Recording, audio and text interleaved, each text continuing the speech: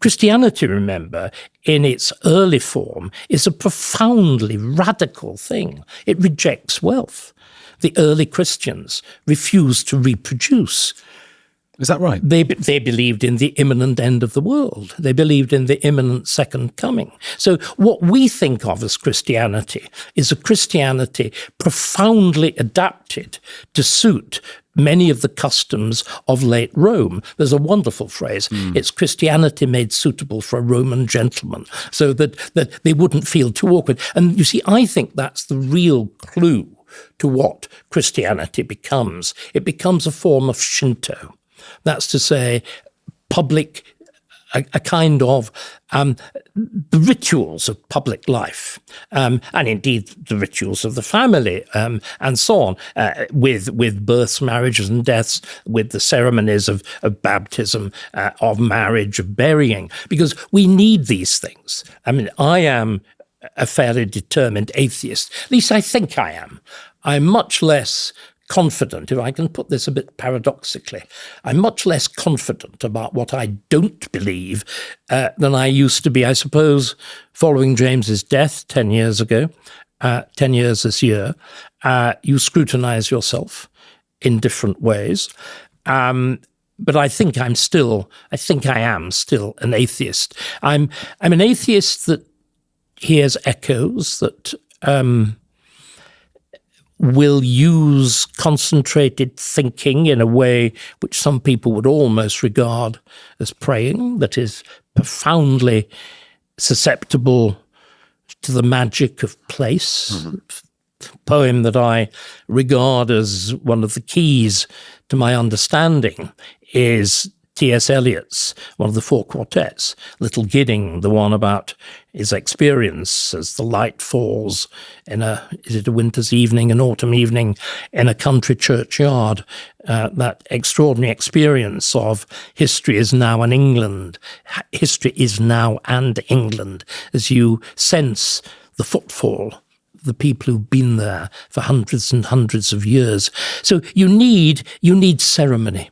Just one second, which is exactly what Quakerism refuses to produce. Quakerism, like certain forms of Judaism, there is no priesthood. So you marry yourself. You don't actually, there's no baptism, so you're not required to baptize yourself, but you marry yourself. You actually proclaim the words. You are supposed to bury your parent.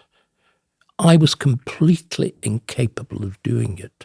Luckily, my aunt was available, and she did it. I think at those moments, you need, it doesn't matter what you call them, the priest or whatever, you need a figure that steps between you and the awfulness, that rawness, the brutality of the emotion. And we need in the life of a community, the life of a country, you need ceremony. You need, as it were, the brutality of life. It's Edmund Burke who puts it nicely. You need a drapery. Even Karl Marx uses that language too. He says that what the bourgeois revolution did was to tear the drapery of medievalism and feudalism and aristocracy and nobility from life and leave the brutal relations of capital, of money exposed. We need again.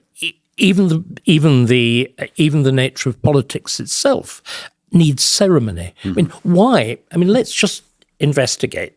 I'm sure we'll get round to talking about, well, we began by talking about the mess that we're in now. What actually went right as opposed to what so much that went wrong last July with the election? What I think went right was ceremony.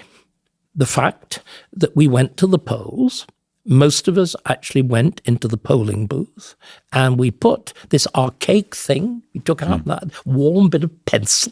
You go in there, you look at them and you think, I don't really like any of them, but I'll put it there. You fold it up, you exchange a few pleasantries with the clerk in charge of the old thing. You either have a set two or you have another few pleasantries with the funny old people sitting outside checking you in for the various political parties. I mean, I voted with my move to central London. I voted in a very attractive polling station in the examination schools of London University, just off Russell Square. And it was, if you remember, it was the most beautiful morning.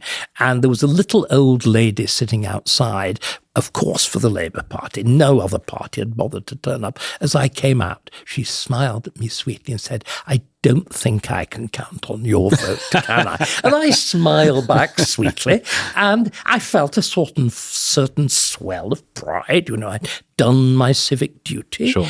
and the inevitable result happened. And what happened?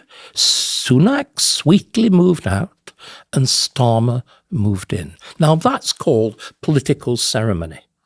Now, that's legitimacy. That's why, even though they only got 1/5 of the actual electorate, I mean, they got a third of the whatever it was, the 30-odd% who actually voted in, 60% who voted in the election. Nevertheless, they are the legitimate government. And I think this sense of legitimacy, which is so closely bound up in ceremony, so closely bound up in habit and tradition, is absolutely vital. It's one of the things that's preserved us in Britain from the horrors that we see around the world. I mean, however much we may feel, isn't the country dreadful, you look at most of the rest of the world. Oh, yeah. Yeah. It's not so great. Christianity then, I have this very mixed feeling about it. I think that I don't believe that it's the central element of Western civilization. I think the reason, for example, that the things that everybody looks at, notions of equality, the attack on slavery and whatever, they happen very, very late in the history of Christianity. If you look at the famous section in Corinthians, I think it's Corinthians 14, where St. Paul talks about there being no difference between man, woman, Jew, whatever. That's not here. That's in the world to come. That's in the eyes of Christ. The application of that idea to the here and now is very, very much later. You see, I don't think there's any accident that it happens largely in Britain, which is already the country which, for quite different reasons, had started to explore limited government, representative government, all the things I was talking about. So it's Christianity opening up because of other historical circumstances, rather than Christianity driving the pattern. That would be my explanation. But I think it would be really interesting to explore it with something like Holland, and I haven't done so. Oh, well, I hope you're able to do so. Perhaps we'll sort of call out to him and see what's what.